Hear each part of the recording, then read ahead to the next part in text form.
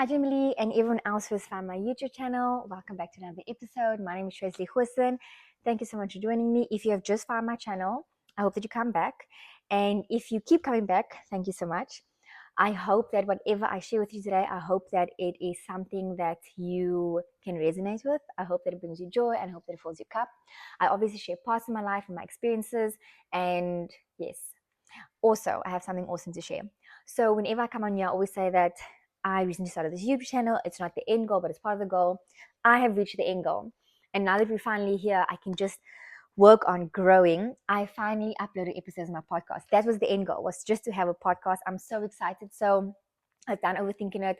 I registered with Creator Spotify a long while ago. And I'm a research girl. So I was researching rules and this and that and recording and all of that, how to record and how to edit and all that. So I finally uploaded an intro episode, and dear young me, many of the episodes on my podcast might be a repetition of what I've discussed on YouTube, but I wanted to make myself more accessible because sometimes you can't sit down and watch an episode. Sometimes you just want to listen, and that's the podcast while you're driving, and other times you want to chill and have a conversation with me, have a cup of tea and just relax. And that's why you're here, because I see you, I feel you, and I'm so grateful that you're here.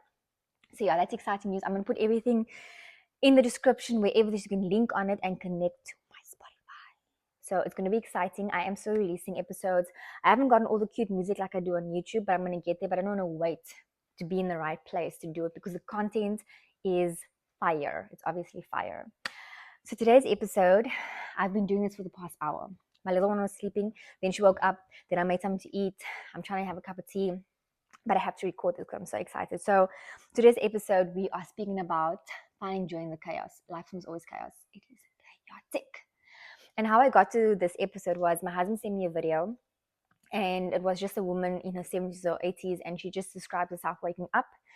This time she's in her 30s. She rolls over, kisses her husband good morning, and he seems a bit taken back because maybe they don't kiss each other every morning when they wake up.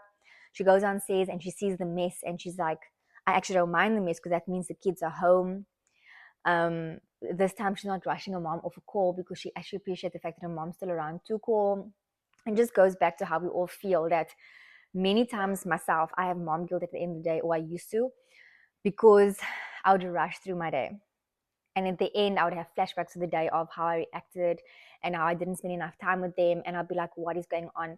And that part was just getting me to me. And I was like, I cannot keep doing this. I don't want to live in hindsight. I don't want to live where I'm constantly thinking back about the day, So just let me put in perspective for you. Let's say the kids are coming home from school. Now, while we're driving away, I'm like, guys, when you get home, remember, unpack your school bag, your lunch bag, change, eat, do your homework, then we bath time, then bath time is dinner time, then dinner time is quiet time, then quiet time is bedtime, and then at bedtime I'm like sitting there thinking about the day.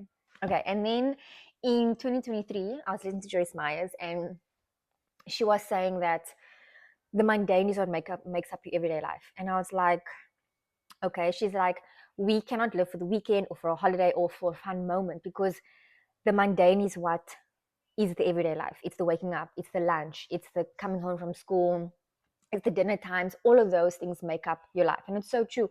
My kids don't live for the weekend. My kids' whole childhood is Monday to Sunday. They're not here like thinking, oh, I'm so excited for the weekend. They come home every day excited for life, and that's their life. That's their childhood. So she goes on to say that once we operate from a space where, first of all, attitude of gratitude always, then she says that we should find purpose and meaning behind what we do and understand the mundane is our life. So example, you now doing the washing. And I'm like, oh, what do I have to do the washing? She's like, first of all, you don't have to. You get to do the washing. She's like, you have clothes to wear. I'm so grateful for dirty clothes, because you know what? That means my kids had a good day and they were playing and they were having fun. I'm so grateful for that. And now it changed your perspective. And you know what? These small things that you have to tell yourself to do, it becomes little habits. And then the habits become routine, and then routine become a part of your life. And now you operate from a place of gratitude, So just to give you a few examples of how I've incorporated this, and just what made me think a bit further than just, I have to get through the day, because no one wants to get through the day.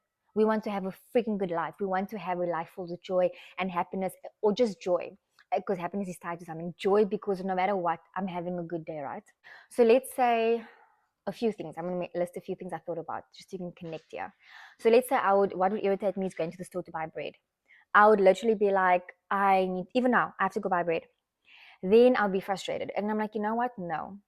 I'm so grateful. First of all, I can get myself to the store, I can get into my car, I can go and buy bread, because other people have to think about going straight after work because they may be catching a lift or they're taking an Uber or they're catching a taxi, and they have to do everything now because there is no later. Secondly, I'm so grateful that when I go into the store, I get to choose what I want. I don't have to count my money or choose between bread and milk. I get to take both. Okay, that's just one example. Just stay with me because these are my thoughts and how I got to where I'm at, right? And then prior, bedtime would stress me out because I know my kids don't sleep, they're gonna wake up tired. And then we would have stories. I don't know if your kids do the same, I'm sure they do. Now, bedtime, they have all the stories in the world. And then at the beginning, I would let them go to bed and I'd read the bedtime story, we'd have our nighttime routine, and then I'd leave them to fall asleep on their own and I'd go. Now we do the bedtime routine. I give them about maybe 5 minutes to tell me stories, sometimes a bit longer. I enjoy the storytelling and then try to be present. And if I'm not present, I would tell them to repeat themselves.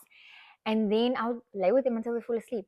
Literally lay with them until I fall asleep. And when my husband's not traveling, he lays with us. Sometimes he falls asleep, but I made a commitment that while number one, they want to sleep in our bed. So we pick them up and take them to the rooms. But while they still want to be in our bed, we're enjoying it.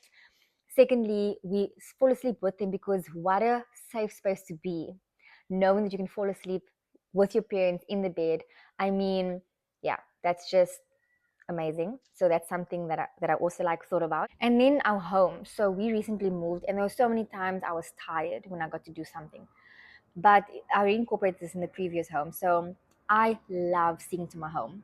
And my husband would be like, oh my word, you always want things clean, but it's not. I stopped doing that. There's a difference between wanting something clean all the time and just enjoy cleaning your home. And as I clean my rooms, and I still do it, I would say thank you so much, God, for the fact that I have a TV room where my kids and I can enjoy movies. Thank you so much for my bedroom. Thank you that I have warm water.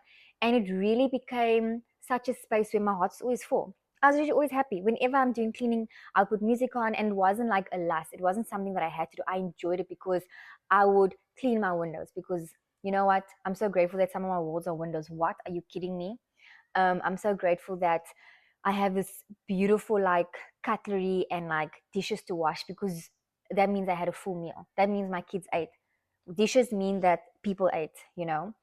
And I know it sounds excessive, but it really helped me just go to bed with a little bit of like peace. That I was present during the day, that I created memories with my kids. I wasn't just rushing through the day, and that I was present and I was grateful. Now, I don't always get it right, understand me, but this was so made it from so much matter